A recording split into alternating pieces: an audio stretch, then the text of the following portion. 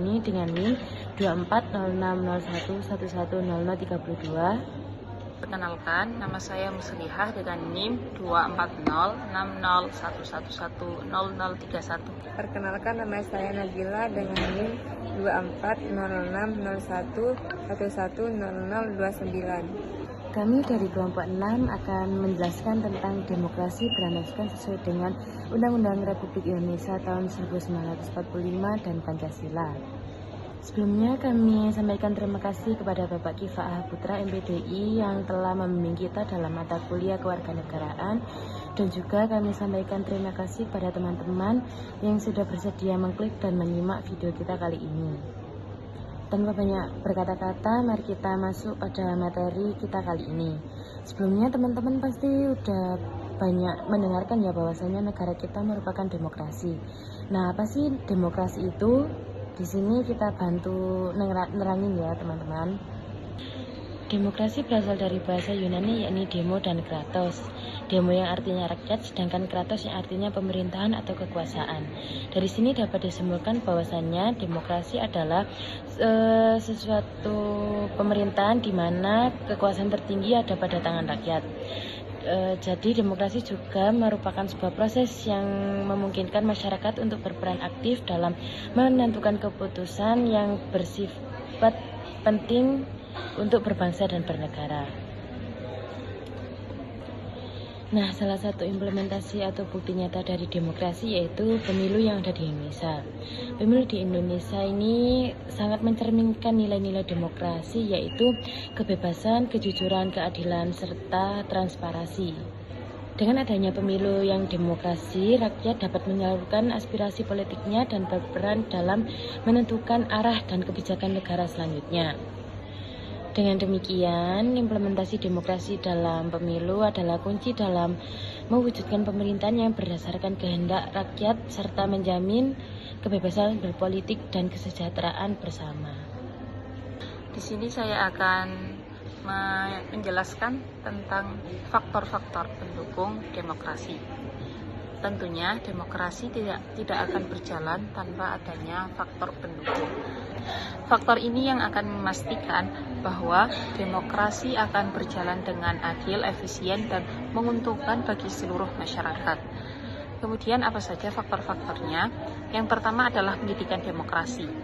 Pendidikan demokrasi ini memiliki fungsi penting dalam faktor pendukung demokrasi, karena dengan adanya pendidikan demokrasi, masyarakat akan mengetahui apa saja hak-hak dan kewajiban mereka di dalam sistem demokrasi, seperti hak dalam memilih, hak dalam berpendapat, dan lain sebagainya. Kemudian yang kedua adalah masyarakat sipil. Masyarakat sipil ini mencakup organisasi non-pemerintah, pekerja, dan lembaga-lembaga lainnya yang berfungsi untuk memantau pemerintah agar demokrasi berjalan dengan transparansi dan akuntabilitas. Kemudian yang ketiga adalah media yang independen. Media berfungsi sebagai sarana pengawasan, seperti mengungkap penyalahgunaan politik, penyalahgunaan kekuasaan, kemudian untuk menampung pendapat masyarakat dan memberikan informasi yang akurat, objektif, dan bebas dari tekanan politik. Kemudian yang keempat adalah sistem hukum yang adil dan kuat. Demokrasi membutuhkan sistem hukum yang adil dan bebas dari tekanan politik untuk melindungi hak-hak warga negara. Kemudian yang kelima adalah keadilan sosial dan ekonomi. Ketimpangan sosial dan ekonomi dapat merusak rasa keadilan dalam masyarakat. Oleh karena itu, pemerintah harus mendahulukan kesejahteraan di dalam setiap lapisan masyarakat. Di sini saya akan menjelaskan tentang parameter demokrasi dan demokrasi Indonesia. Parameter demokrasi adalah suatu indikator yang dapat mengukur seberapa jauh suatu negara tersebut dalam menerapkan prinsip-prinsip demokrasi yang efektif.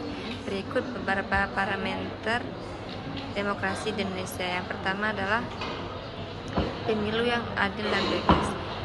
Pemilu yang adil dan bebas maksudnya ialah setiap warga negara berhak memiliki hak pilih tanpa adanya unsur paksaan dari manapun. dan pemilu dilaksanakan secara transparan atau terbuka.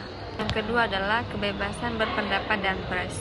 Setiap individu berhak mengutarakan pendapat, kritik maupun usulan tanpa takut akan pembalasan dari suatu pihak. Begitu juga dengan media pers. Mereka juga berhak memberikan informasi yang objektif dan bebas.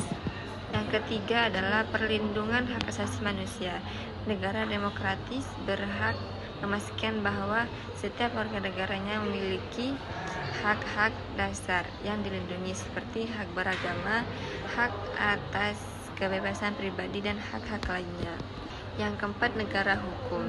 Setiap individu berhak patuh dan taat kepada hukum yang berlaku tanpa terkecuali. Dan yang terakhir adalah pluralisme dan toleransi. Indonesia terdiri dari berbagai macam ras, suku, budaya, dan agama. Oleh karena itu, kita harus memiliki sikap saling menghormati dan adil terhadap sesama masyarakat Indonesia. Demokrasi Indonesia.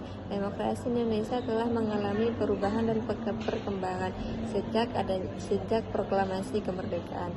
Berikut beberapa fase demokrasi Indonesia. Yang pertama adalah demokrasi liberal. Demokrasi liberal ini menjamin kebebasan individu dan hak asasi manusia. Demokrasi ini ada pada tahun 1945 dan berakhir pada tahun 1957 dikarenakan adanya dekret presiden yang mengubah sistem pemerintahan menjadi demokrasi terpimpin. Kedua adalah demokrasi terpimpin.